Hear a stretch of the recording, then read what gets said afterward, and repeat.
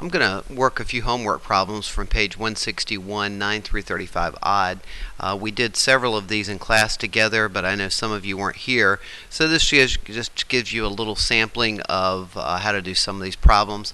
I'm going to begin with problem number 19 because number 19 incorporates pretty much all of the elements of 9, 11, 13, 15, and 17.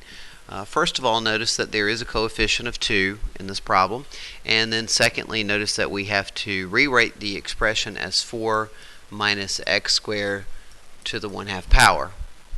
Sorry, that's a 1/4 power. Change that. Alright. Remember, the chain rule says when you have an inside function and an outside function, you take the derivative of the outside and you multiply it by the derivative of the inside. In this case, the outside function is the power of 1/2, and the inside function is clearly 4 minus x squared because it's on the inside of the parentheses. So when we find the derivative of that, we're going to take the derivative of the outside, so we'll take the 1/2 power, multiply it by the coefficient, so 1/2 times 2 is 1. We'll leave the inside alone, just bring it down, and then by the power rule we're going to decrease the power by 1, so 1/2 minus 1 is negative 1/2. So that takes care of that part right there, is the derivative of the outside. Now we're going to multiply by the derivative of the inside. This is my inside function, so the derivative of that would be negative 2x. And as far as cleaning is concerned, since this does have a negative power, I'm going to move it to the denominator. I'm going to leave negative 2x in the numerator. When I move this down to the denominator, I'm going to change it back to a radical, and I get 4 minus x squared. The next problem that I'm going to do is number 23. 23 is similar to 21 as well as 25, so let me make some space up here to do the problem. Again, as in most of these problems, the first thing I have to do is use a little bit of algebra to rewrite the expression. So I'm going to bring the t minus 3 out of the denominator and make that t minus 3 to the negative 2 power. Now I'm ready to apply the chain rule. I have an outside function. My outside function is the power of negative 2, and my inside function is the t minus 3. So when I find the derivative, I'll use the power rule, bring down the negative 2, so I have negative 2, leave the inside alone, to the negative 3 power. Then the derivative of the inside function, the derivative of t minus 3 is just 1. And so my final answer, in cleaning that up, the derivative of f, the negative 2 stays in the numerator, the t minus 3 goes into the denominator and goes to the 3rd power. Alright, the next problem that I'm going to do is problem number 29. And in 29, let me make some space here. Number 29, notice that there is a product. So if you look at this problem, it's x, so that would be the first, multiplied by the square root of 1 minus x squared.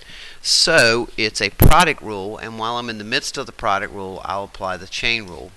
Also notice I'm going to rewrite this as 1 minus x squared to the 1/2 power. Alright, so here we go with the product rule. So the derivative of this function would be the first, which is x, times the derivative of the second. Now it's in this second that I'm going to do the chain rule. Bring the 1/2 power down because that's my outside function, so I get 1/2 of the quantity, decrease the power by 1 to the negative 1/2, times the derivative of the inside, which is negative 2x.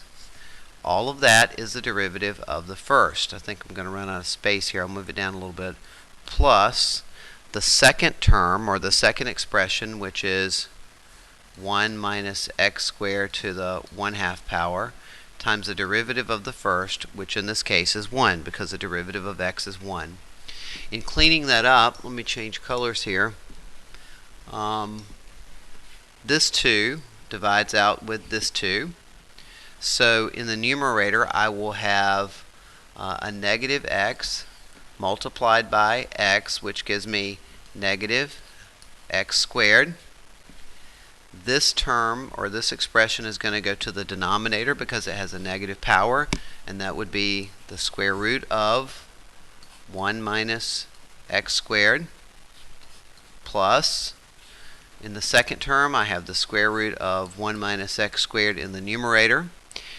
Probably in the textbook they're going to get a common denominator here and multiply everything by 1 minus x squared. And if I did that, I would get negative x squared plus,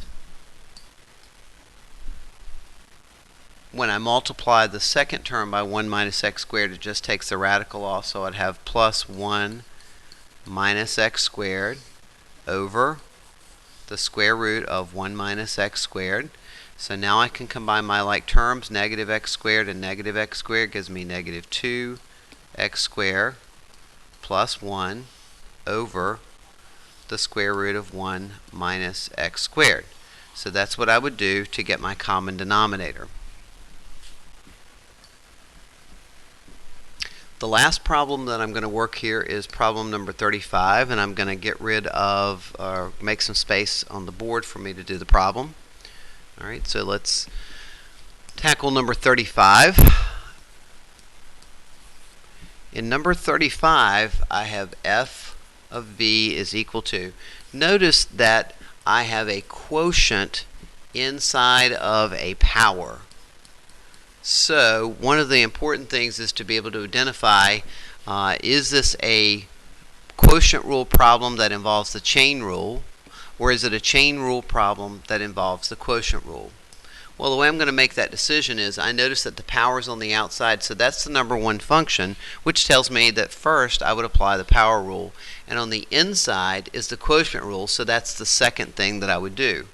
So when I begin this problem, I'm going to start with the chain rule, and then I'll move to the quotient rule. So on the outside, I'm going to bring down the coefficient, so I have 3 of the quantity, 1 minus 2v over 1 plus v to the second power. Now is when I'm going to move into the quotient rule, because this part is the derivative of the outside.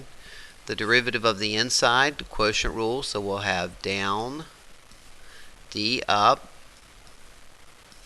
minus up d down over down down. And that's the quotient rule. That's the derivative of the inside. Cleaning this up will give me 3 times the quantity 1 minus 2v over 1 plus v.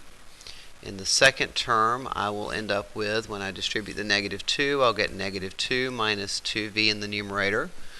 When I distribute the negative, I'll get minus 1 plus 2v over 1 plus v quantity squared. That'll give me 1 minus 2v, 1 plus v. Let's see what happens when we combine. We have a negative 2v and a positive 2v. We have a negative 2 minus 1 gives me negative 3 over 1 plus v quantity squared. I can clean that up a little bit more. I'm going to multiply this 3 times negative 3, which gives me negative 9, times 1 minus 2v over, notice that I have 1 plus v to the first power times 1 plus v to the second power, which would give me 1 plus v to the third power.